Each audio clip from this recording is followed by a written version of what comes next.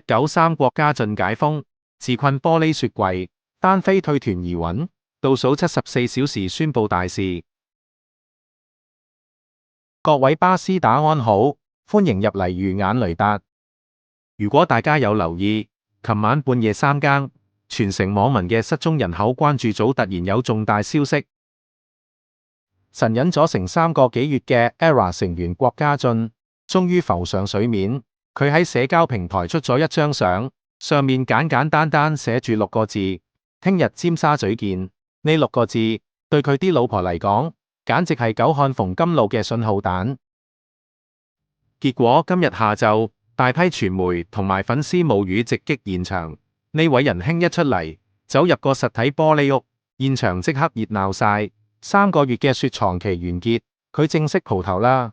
講返起呢3個月主角到底去咗邊？呢個故事好似電視台啲膠劇咁，要由年頭講起。向來心直口快嘅三哥，1月因為公開批評經理人，結果隨即被停工放無限期大假。正所謂口快過腦，放假放到飽，衝動是魔鬼，雪櫃等你嚟。呢個假一放就放咗3個幾月，期間所有大型活動佢全部缺席。不過最搞笑嘅係，今日佢一復工，竟然將傳聞中嘅高級雪櫃實體化。佢着住睡衣，走入一個佈置成家居嘅鬧市玻璃櫃裏面生活，全程開住直播任人參觀。有粉絲即刻問：喺裏面冇洗手間要點如此？而且最引人懷疑嘅係，據現場消息傳出，今次活動完全唔關 ViuTV 事，現場一個 ViuTV 嘅人員都冇。連三哥身邊嘅助手都換晒全新面孔，呢個古怪舉動即刻令到東網同埋全網網民瘋狂猜測，呢位仁兄今次係咪打算正式宣告單飛啊？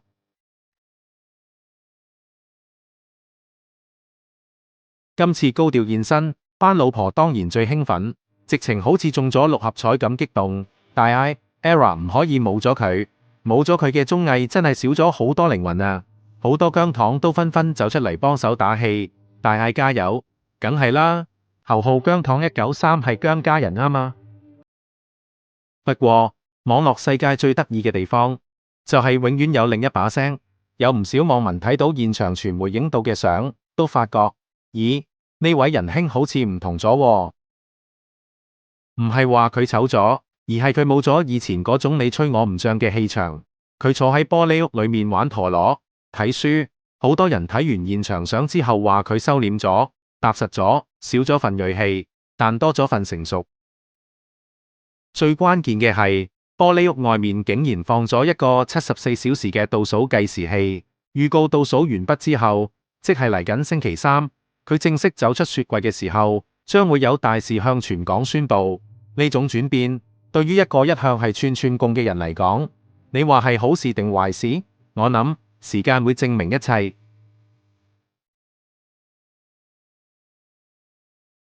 講真，雷達我自己對佢都算幾欣賞。喺呢個個明星都好似用同一個 filter 個講官話嘅年代，有個咁樣敢言、有真性情嘅人，就算有時衝動咗啲，其實都帶俾觀眾好多娛樂，起碼帶起咗唔少話題。不過講返轉頭，早前隊友先至高調放風，話佢好快會全面歸隊，一齊拍 ViuTV 新綜藝節目8點直落。點知今日佢一蒲頭，就搞出一個完全冇電視台參與，疑似單飛嘅鬧市玻璃屋生活。咁究竟搞什麼呢？正所謂串與唔串都係挑戰，返到埋位先係關鍵。痛定思痛過後嘅主角，